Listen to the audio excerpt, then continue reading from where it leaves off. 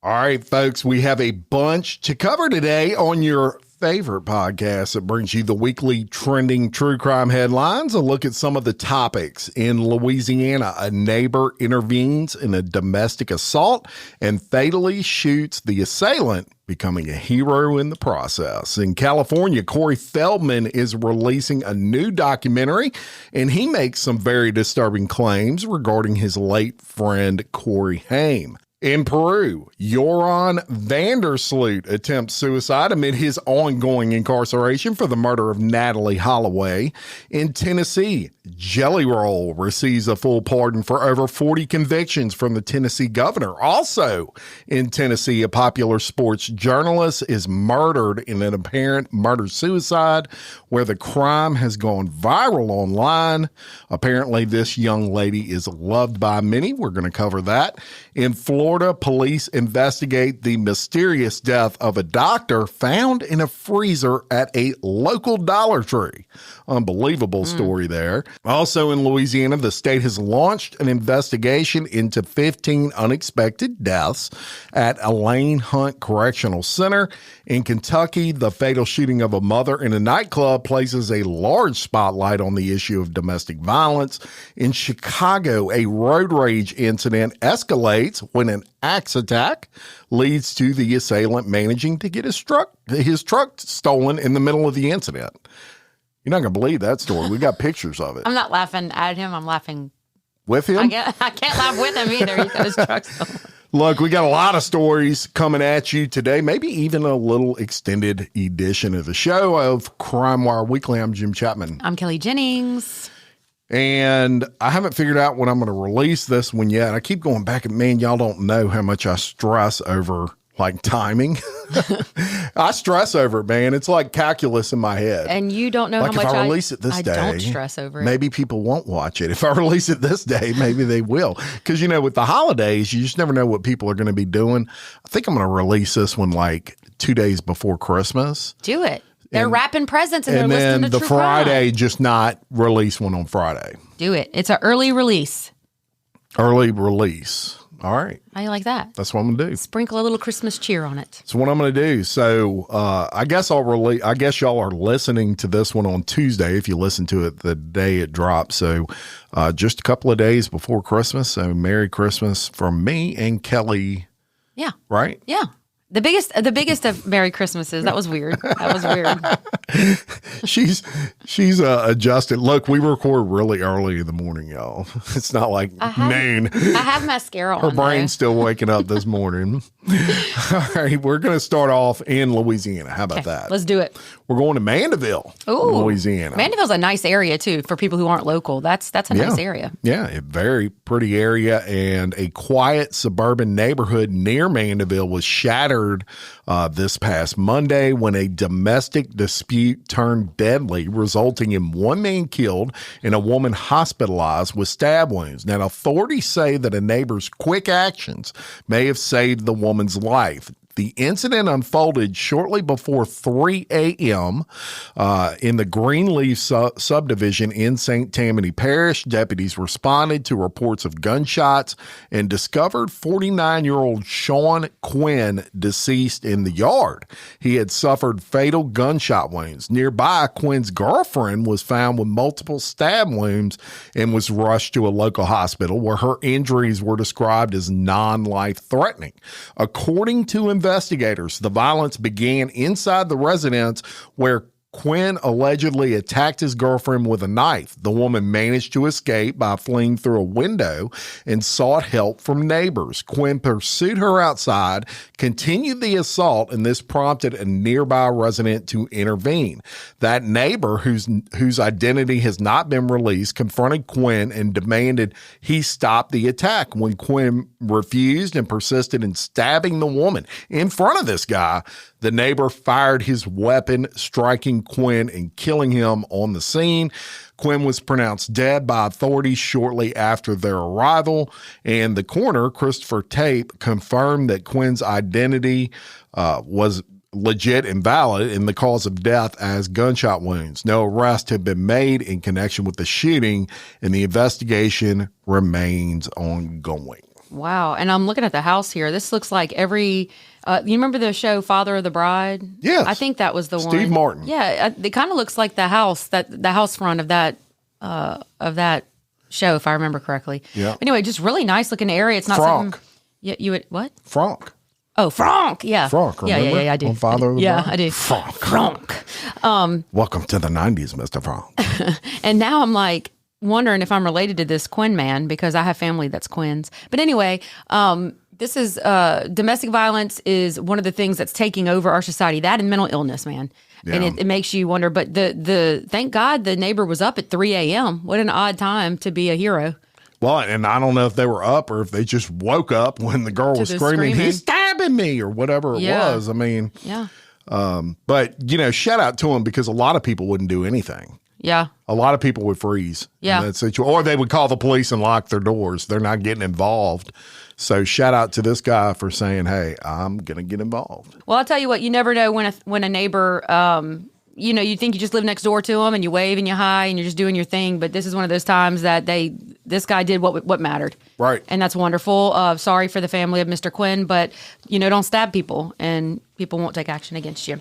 All right. Now, this story, I hate to say that I find joy in it because I don't find joy in someone's misery, but I do actually I find in this joy one. in his. Yeah, because I remember no sympathy for that guy. This D-bag here is getting everything he deserved. All right, Joran Vandersloot. We all know the name if you remember the Natalee Holloway case. The Dutch national convicted in the high-profile murders of American teenager Natalee Holloway and Peruvian student Stephanie Flores was found severely injured in an apparent suicide attempt at a maximum security prison in Peru. Authorities confirmed that this week. The 38-year-old was discovered on the morning of December 14th, hanging from a sheet or blanket tied around his neck and attached to a cell bar during a routine breakfast delivery around 10 a.m. Prison guards at the Chayapalca prison, located in the remote, I think you would say this is Tacna region of southern Peru, intervened promptly, providing immediate medical assistance and rushing him to the facility's infirmary. Vandersloot was initially in critical condition but has since stabilized and is under close medical supervision and suicide watch. Officials from the Peruvian Ministry of Justice described the incident as suggesting a possible suicide attempt, though details remain limited as the investigation continues. In statements reported by local media, Vandersloot attributed his actions to severe depression stemming from his prolonged incarceration. My tears abound, Jim. My tears abound. There comes a point when my mind told me I didn't want to live anymore, he reportedly said, also expressing remorse for the murder of Flores. He said nothing about Natalee. Sources close to the prison have cited his isolation and lack of physical contact with family as contributing factors to his deteriorating mental state. Vandersloot has been imprisoned in Peru since 2010, serving a 28-year sentence for the brutal killing of 21-year-old Stephanie Flores Ramirez in a Lima hotel room. The murder occurred exactly 5 years after the disappearance of 18-year-old Natalee Holloway during a high school graduation trip to Aruba in 2005, which was a case that captivated international attention for many, many years. Although Vandersloot was long suspected in Holloway's vanishing, her body was never recovered. He evaded charges in Aruba due to insufficient evidence and the statute of limitations. In 2023, as part of a U.S. plea deal, he confessed to bludgeoning Holloway to death on a beach after she rejected his advances and disposing of her body in the ocean. The confession came alongside a 20-year sentence for extorting Holloway's mother, Beth Holloway, by promising false information about her daughter's remains. Adding to his time behind bars, Vandersloot received an additional 18-year sentence for smuggling drugs into the prison in 2023. His sentences are being served concurrently, which is at the same time, in the harsh conditions of the prison, known for its high altitude and extreme isolation, which has drawn criticism from human rights groups. Authorities say Vandersloot remains in custody with no changes to his sentence, and the investigation into the attempt is ongoing. Cry me a fucking river, Vandersloot. What are your thoughts, Jim? Yeah, I mean, I don't feel sorry for him. Natalee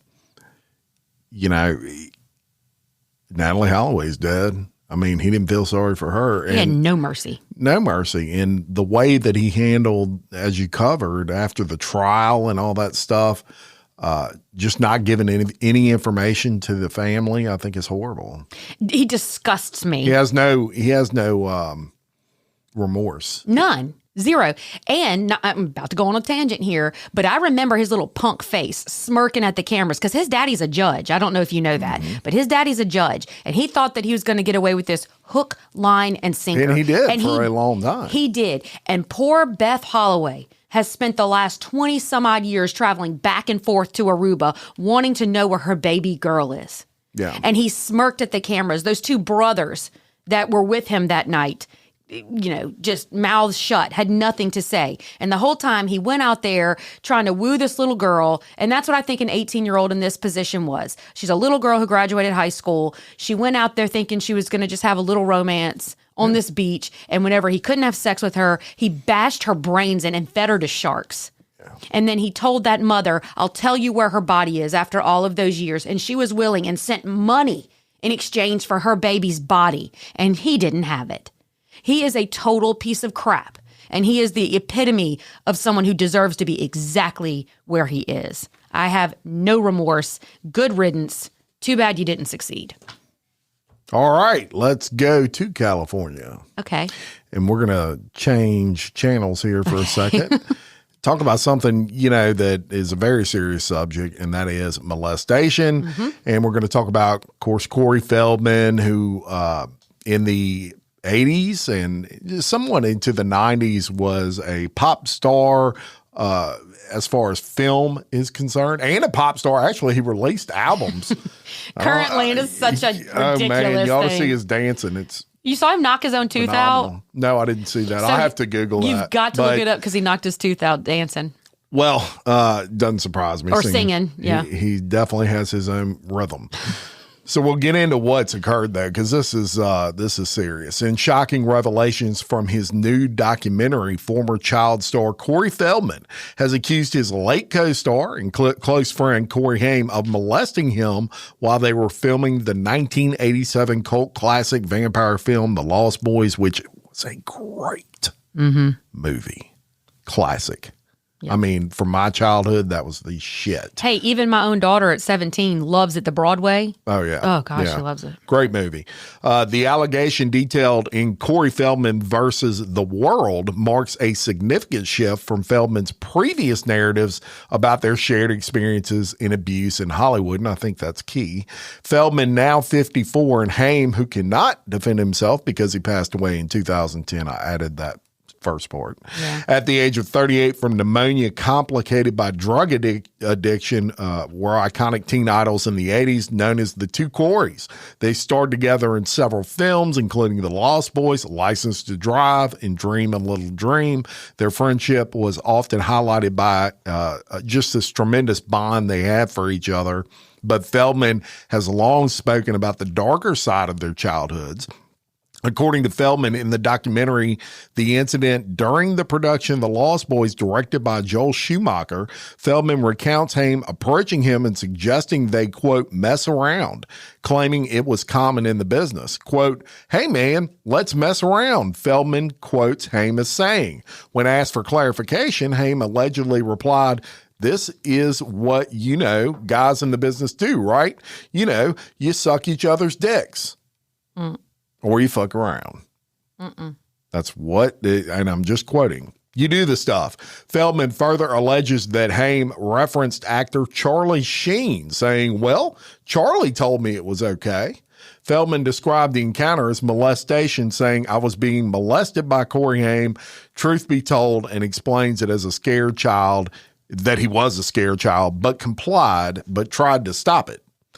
The claim ties into broader allegations Feldman has made over the years. In his 2020 documentary, My Truth, The Rape of Two Coreys, Feldman accused Sheen of sexually assaulting Haim during the filming of the 1986 movie Lucas, another great show, when Haim was 13 and Sheen was 19. Sheen has vehemently denied those allegations, calling them sick, twisted, and outlandish, and stating they never occurred. Haim's mother, Judy Haim, also refuted the claims in 2017, saying, my son never mentioned Charlie. We have never talked about Charlie. He is making all that up, and added that if Haim were alive, he would throw up. Representatives for Sheen and Haim have not commented on those latest allegations. The documentary Corey Feldman versus the World originally began as a project following Feldman's 2017 tour with this all-female band known as Corey's Angels. Intended as a comeback story, however, it evolved into a deeper exploration into Feldman's life, revealing allegations of his own controlled and hypersexualized behavior toward band members. Former members described the group as a, quote, straight-up sex cult and accused Feldman of restricting their diets, clothing, and showers and making them work without pay. Hume, the director, aimed to present Feldman's truth without direct confrontation, noting the emotional weight of Haim's revelation amid the, quote, the hashtag #MeToo movement. So there you have it. I'm not a fan at all of people making claims like that against people who are deceased, right. Especially when it was their best friend their entire life. Right. I will say this. Charlie Sheen admits to everything under the sun. But he won't admit to this. But it also involves minors. It's different than having... and it involves rape. And right. I don't think he's, I think that's different than admitting to sleeping with hookers. Right. Stuff like that. Right. So, but this is where I'm at. I think that the drugs have gotten to him, but I in my gut feel like these two kids were abused in the industry. In my gut, I feel it. They were used up and then tossed out. I think that's why they had such a tight bond, is because of the traumas that they, and again, I wasn't there. I wasn't even born. I was born in 84. So, but just what we've learned throughout society about what goes on in this industry and look at a lot of these child actors that have become just shells of themselves. Something I think did happen to them. I think Corey Haim was much more private about it and was trying to handle his issues privately, whereas Feldman was throwing it out there for the world to see. And I do think that's what caused the rift between them. We'll never know the truth. We'll never know the truth. And, obviously I have no direct knowledge of any of that, but I will say this. I think Feldman's full of shit. I'm going to tell you straight up. I don't think that you're going to stay friends with someone for 20 years after besties, mind you, after he quote unquote raped you and molested you. I don't think it doesn't make sense. He took this is just now coming out after too many things don't add up here. Let me tell y'all one thing you got to watch out for in Hollywood is these promotional stunts. Right. He's releasing a documentary. He wants it to perform well, and I personally don't buy it. I don't think my personal opinion. I don't think that Haim raped or molested him. I wouldn't be surprised if they somehow formed a very deep connection. Yeah, I'm not saying nothing ever happened to him. But I don't think it was... I don't see a 13-year-old boy raping a 13-year-old boy when they're the same size, and it's not like this was a 6'4" kid versus a 5' kid. Right. Even the way he described it makes no sense to me. Yeah, I'm not thinking it happened, but I wouldn't be surprised if something sexual happened between them, but I don't know if it was really young kids will also emulate what's happened to them. That's why abused people can, I'm not saying always, but abused children can become abusers because they're just basically repeating the cycle.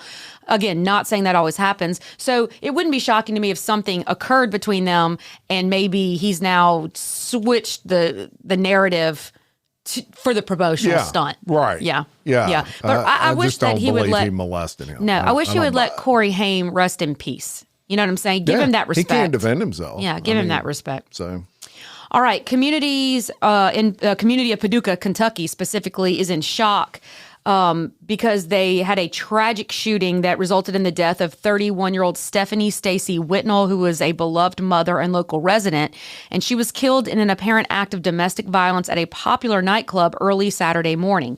The incident has sparked widespread grief and calls for improved protections against domestic abuse and renewed scrutiny over the effectiveness of restraining orders in Kentucky. According to the Paducah Police Department, Officers responded to reports of gunfire at Casey's Bar and Grill around 3:14 a.m. Witnesses described a chaotic scene where the suspect entered the establishment and fired multiple shots. They estimate this to be about 5 or 6 towards Whitnall before fleeing. Whitnall was working at the bar, and she was known for her vibrant personality. She was rushed to a nearby hospital, but she succumbed to her injuries shortly after. The McCracken County Coroner's Office officially identified her as the victim later that day. The suspect was identified as 38-year-old Philip Whitnall. This was Stephanie's ex-partner, and he was apprehended in Franklin County, Illinois, following a traffic stop assisted by Illinois State Police. He now faces charges of murder with a domestic violence enhancement, reflecting their prior relationship marked by years of alleged abuse. Court records indicate that Stephanie had obtained a protective order against Philip, highlighting ongoing concerns about his behavior. David Johnson, Stephanie's current boyfriend, shared heartfelt memories of her, describing an abusive history spanning 8 to 9 years that she had now escaped. Stephanie, affectionately known as Bright Light in the community, leaves behind 2 children and a stepdaughter.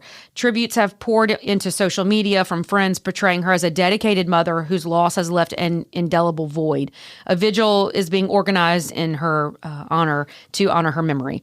Philip Whitnall remains in custody. He's awaiting extradition to Kentucky, and the Paducah Police Department continues its investigation, urging anyone with information to come forward. And she's just a cute little thing. Yeah, she's a beautiful young lady, and I just could not imagine, what stuck out to me and what you just covered was the 8 to 9 years of abuse, and she finally gets away from that.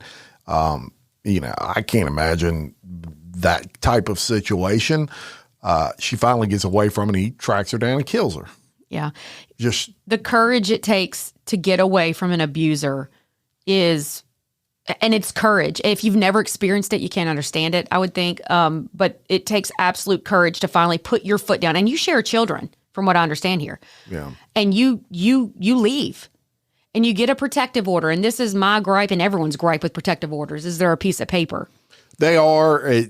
What else can you do? Well, I know. But yeah, I mean, a protective order doesn't protect you I know. from situations like this. And you've said it many times. I know this sounds crazy, okay? But I've thought about this before. What if there was a system in place? I really have thought about it, that if you're the one being protected, what if there was a system in place where, like, the bad person in this situation, or the alleged bad person, has to wear something, maybe like an ankle monitor or something. But what if it would put it in like a geofence in relation to your cell phone as the victim? And what if it would ding or alert? And I know that's pie in the sky, and I know that sounds crazy, but you would know if they were in proximity of you, and it could alert you to take action or to be aware. It just seems like there's something we could do. If the courts feel that it's scary enough, if the courts feel it's scary enough to issue it, then why not give a follow-up protection? Because I think that just because you're I think it's a great idea. I think, though, in reality, you're innocent until proven guilty. And because a protective order is issued, there's no conviction there. It is but they have long-term ones versus the short-term. Yeah, they do, but it's still not a conviction. There's no domestic violence conviction on that person's record. So you're basically, if I walk in there and make up a story and say Kelly's beating the shit out of me, they're going to go through all that, and I could be lying. Yeah, but I don't think I know this would be extreme. And that does happen in some cases. People do lie absolutely, about that. especially in custody disputes. Yeah, so but I think that is where the issue would come up. But I think it's, in theory, it's a great idea. All right, but think about, and I don't mean to belabor it, but I really feel passionate about this. If there's 8 or 9 years of documented abuse, let's say that there's photos, let's say that there are other convictions of some sort, we've got to level it up. We have to have something level up for these victims. That, I just covered a case where she was physically abusing him. It's documented. Yeah. You know what I'm saying? We've got to come up with a system to better protect these people, because this will continue to happen. Right. Absolutely. And I think that is the point of the orders, is it's documentation that this shit has been ongoing, but it won't stop that. I know. I mean, if somebody wants to kill you, they will. unless they're behind bars, that's the only way they're not going to be. Unless they can't get to you, they're going to get to you. We've got to come together as a society, and we've got to protect each other. And look what happens when we don't find a way. We've got to find a way. We put people on the moon, allegedly. Let's protect each other. I said allegedly. Did we really? Allegedly. On the moon. Let's think about that. Okay. That's a whole nother podcast. All right, we'll go into Chicago, Illinois, and a shocking road rage incident that occurred in the city's southwest side turned chaotic when one driver smashed another's car window with an axe. But it gets better than that, only for the victim to retaliate by stealing the attacker's pickup truck, all captured on a viral video that has stunned viewers, and we'll put that video up for y'all. But the incident unfolded amid afternoon traffic only in Chicago would this happen in the middle of broad dadgum daylight. Right. Near the intersection of Archer Avenue and Meade Street, where two vehicles, a white car and a black pickup, they become embroiled in a heated dispute. Eyewitness footage recorded by Chicago realtors who were stopped at that red light shows the pickup driver exiting his vehicle and using an axe to strike the white car's window multiple times. Now, in a bizarre twist, the driver of the white car basically says, okay, you're going to bust up my car with an axe? He goes and he drives off in the assailant's pickup truck, leaving the axe-wielding man behind. That's genius. It is genius. Witnesses described the scene as escalating rapidly, with one video capturing audio of bystanders reacting in disbelief. Quote, he just threw an axe at him. Oh, he just hit the car. As the white car attempted to flee, it reportedly rear-ended the pickup before the driver commandeered the truck and sped away. Chicago police have not released details on the identities of the individuals yet in connection with the event, and they're asking people to come forward if they have footage. Y'all, we got to post this photo. I'm gonna post the video. This is like a cartoon, though. There's a still shot. One guy is in the vehicle. The window is down on the driver's side. His whole leg is out the window, making contact with the other guy's face. Yeah. Steal their car. I mean, that's just in the moment genius. I love it. Yeah. Don't go axing people. It's not right, you know? I mean, that's taking it too far. Wait. Road rage is a serious problem anyway, but... What happened to the old bird, man? You can pull out if someone pulls out an axe, I'm not going to sit there and try to fight him. Yeah. I'm out of there at that point. I had a man throw me 2 birds the other day because I accidentally turned wide. You know what? We don't have to axe each other. We can just get crazy and flip each other off, you know, and go about our business. Yeah. Like distinguished people we are. Right. All right. This is wild. All right. Authorities are investigating the death of a 32-year-old Nicaraguan doctor and mother of 2 who was discovered naked inside a walk-in freezer at a Dollar Tree store. And this is in Miami's Little Havana neighborhood. The woman, identified as Helen Sanchez, was found unresponsive on Sunday morning, sparking questions about how did she end up in the restricted stockroom area to begin with. According to Miami Police Department officials, an employee discovered Sanchez's body around 8 a.m. on December 14th while opening the store. Police scanners captured dispatchers reporting a naked female in the cooler of the store. Surveillance footage reviewed by investigators shows no signs of foul play, which I can't understand, but the circumstances surrounding her entry into the freezer remain unclear. Sanchez, an accomplished anesthesiologist specializing in congenital heart disease, was visiting the United States from Nicaragua at the time of her death. Described by loved ones as a dedicated mother whose children were the center of her world, she left behind 2 young kids in her home country. A GoFundMe campaign launched by friends and family has raised about $9,200 to cover repatriation costs, transportation, and funeral services in Nicaragua, labeling the incident as tragic. The Dollar Tree store in Little Havana was temporarily closed for the investigation, but reopened later that Sunday.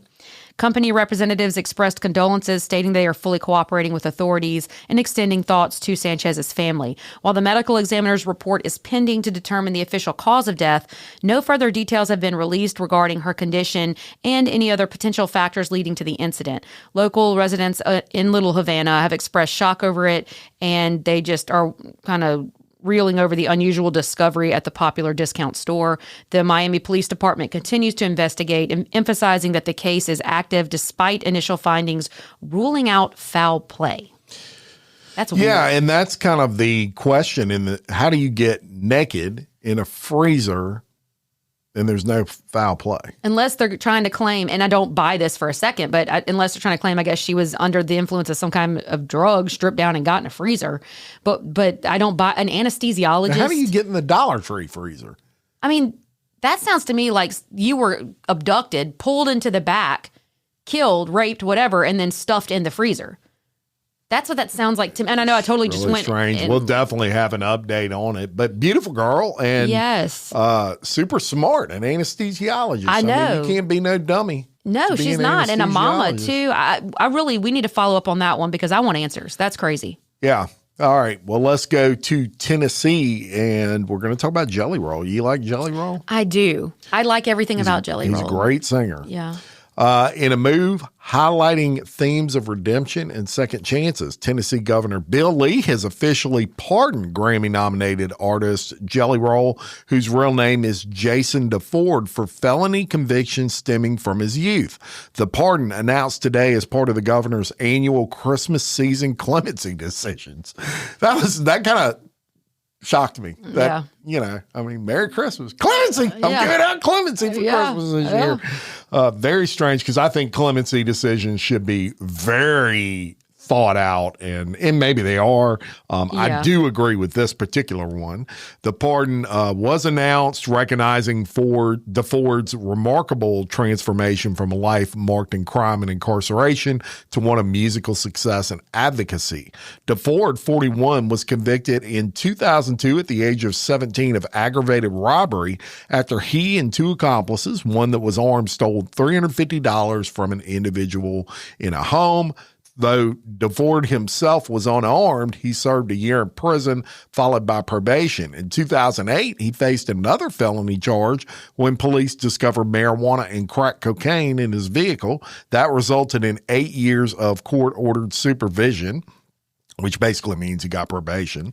DeFord has openly discussed his turbulent past, claiming around 40 arrests in total, though many records are no longer publicly available.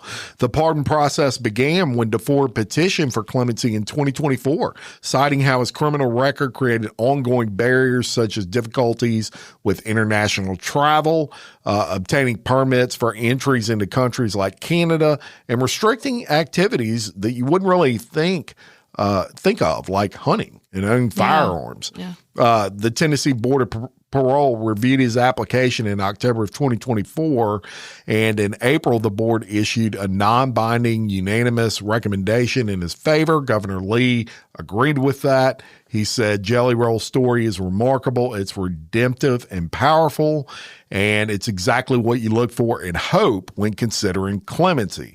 Lee, a Republican, has made a tradition of issuing pardons around the holidays, and this year, that's still just weird to me. I don't know. DeFord was one of 33 granted relief. None of those pardoned had convictions involving homicide, sex crime, or offenses against minors as adults, and I think that's I agree a with great that. thing. I kind of like it around the holidays, though, because it's the redemptive story, and the Bible is the ultimate story of redemption. I do, but it's just kind of a weird. Yeah. I mean, I'm not saying it's bad. It's just strange. Yeah. I know this. Pardons for the holidays. If you look at Jelly Roll's old photos, like his mugshots, I'm telling you now, that's a scary individual. His eyes. A scary individual after his mugshot. I don't think so, because his eyes in those mugshots look evil. Not evil, but they do. He looks angry. He looks like someone who will hurt you. Jelly Roll today has a softness about him that is absolutely endearing. I would want to hug him. He just is the proverbial broken individual who turned his life around. And if you can't look at that story and recognize that that's what we aim for, you know what I'm saying? Yeah, man. That's $40 million would do that for you. Well, guess what? And a voice gifted by God. Guess what? You know? So many inmates right now. And I'm for him. I'm not. Yeah. But I mean, he had a lot better shot of succeeding when you've got that kind of money. Facts. And you have. But he built it. He built it. He built it. He built it. So And many he had a gift. inmates are behind bars right now. And I worked at Angola amongst these inmates. And when I'm telling you now, if they would have known their talents when they were out robbing and stealing and killing, they could have been success. The artists are just out the box. Yep. And I agree with this. I'm hard-nosed about crime, but I agree with this because he is a testament to others that can look up to him and say, hey, I can make that change too. Yeah, I agree. And just before we move on, I did want to say this. While the pardon does not erase DeFord's record, it does restore certain civil rights, including voting with some limitations, and serves as a stepping stone toward a potential expungement. I would imagine that's coming. It, it eases travel, as we spoke of, and it removes the need for all this extensive paperwork when he does travel. Sure. So in a pardon, just for our listeners, make sure you understand this. A pardon is like if you bump into somebody, you don't say, oh, I didn't do it. I didn't do it. You say, pardon me. And so that's what he's asking for. He's saying, I'm not saying I didn't do it. I take full responsibility for what happened, but please, if you could just pardon me for what I've done and let me move on. So I think that's pretty cool. This story here is one that has a lot of us in Louisiana kind of our eyebrows raising because the state of Louisiana has initiated a comprehensive investigation into 15 unexpected deaths of inmates at the Elaine Hunt Correctional Center this year amid growing concerns over an uptick in fatalities at the facility. Hey everyone, CrimeWire Weekly has moved to its own new channel. We hope you've enjoyed this preview. To continue listening, please follow the link referenced in the description of this podcast. Or simply search CrimeWire Weekly wherever you're listening. And don't forget to follow the show so you can be alerted when new episodes drop. Thanks for listening.